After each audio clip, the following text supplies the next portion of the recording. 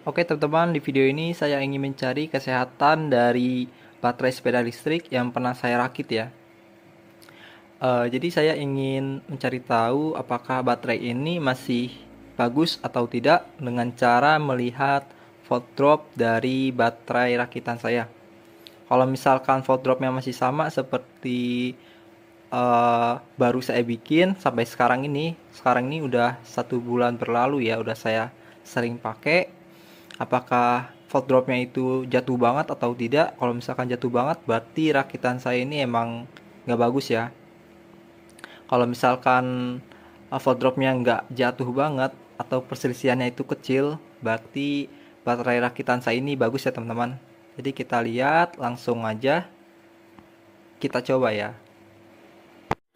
Oke teman-teman, dan ini untuk baterainya.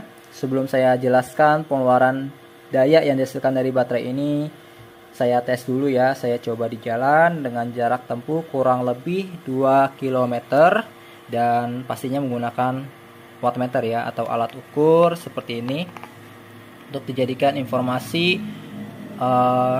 pengeluaran daya yang dihasilkan baterai ini, karena wattmeter ini juga yang memiliki efek memori ya teman-teman. Saya ingin menjelaskan intinya aja dari video ini. Bisa dikatakan untuk baterai rakitan saya pribadi dengan berbahan lithium, tipenya itu tipe baterainya 18650, susunan serinya 10, paralelnya 4, itu masih bagus ya. Kenapa saya katakan masih bagus? Karena daya yang dihasilkan dari baterai ini setelah saya pakai selama 2 bulan lebih itu masih sama seperti baterai yang baru saya gunakan. Alasan-alasannya itu yang pertama, karena volt dropnya itu masih sama ya, atau tegangan jatuhnya itu masih sama seperti baterai yang baru saya gunakan, itu sebesar 0,1 sampai 0,2 volt.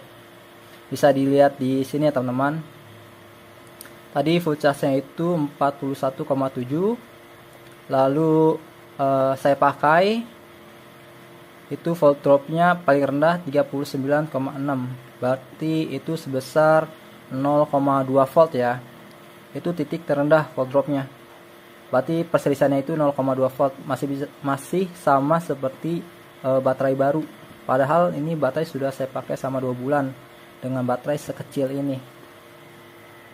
Untuk ampere pun masih sama ya teman-teman, masih mampu untuk mengeluarkan sebesar 16,4 atau 17 ampere sesuai dengan kebutuhan si beban atau si motor sepeda listrik. 16,4 ampere ya. Pokoknya semua dari tegangan jatuh, ampere, lalu ketahanan itu benar-benar masih sama, watt hour-nya itu masih sama ya, masih sama seperti baru yang saya gunakan. Sebenarnya sih video ini iseng-iseng aja ya, sebagai informasi juga ya teman-teman. Karena saat saya memakai sepeda listrik dengan berbahan baterai lithium ini, sekecil inilah ya, itu ketika orang ngelihat itu heran ya, kok bisa sepeda jalan sendiri gitu, benar-benar nggak kelihatan ada baterainya, ataupun misalkan menggunakan mesinnya itu kok nggak kelihatan gitu.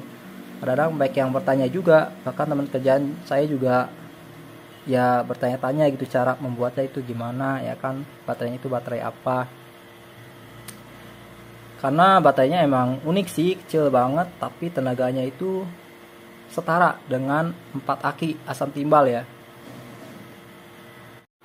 Oh iya, satu lagi nih teman-teman, ada yang pernah berkomentar tentang jarak tempuh dari baterai yang saya buat ini itu berapa kilometer ya.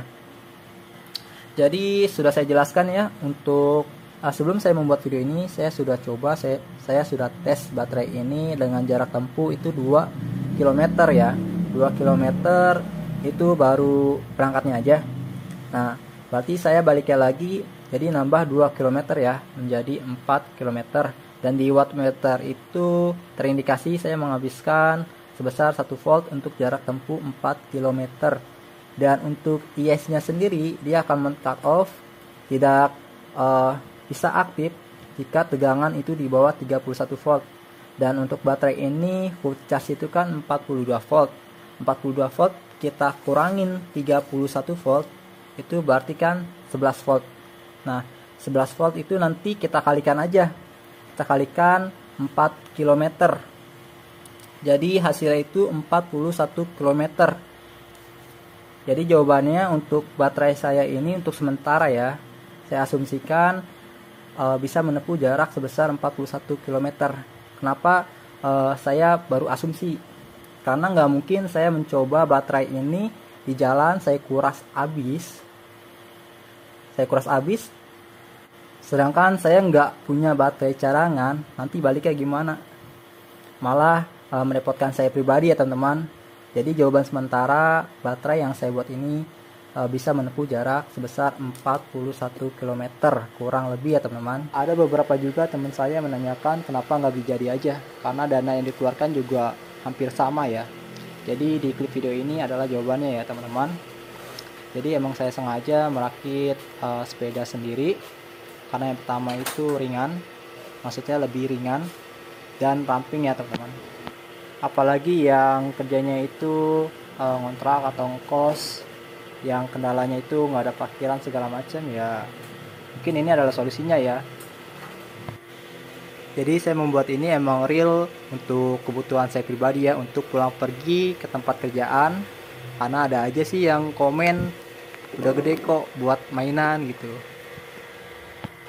Cukup sekian review ulang tentang e-bike saya pribadi, dan terima kasih ya teman-teman.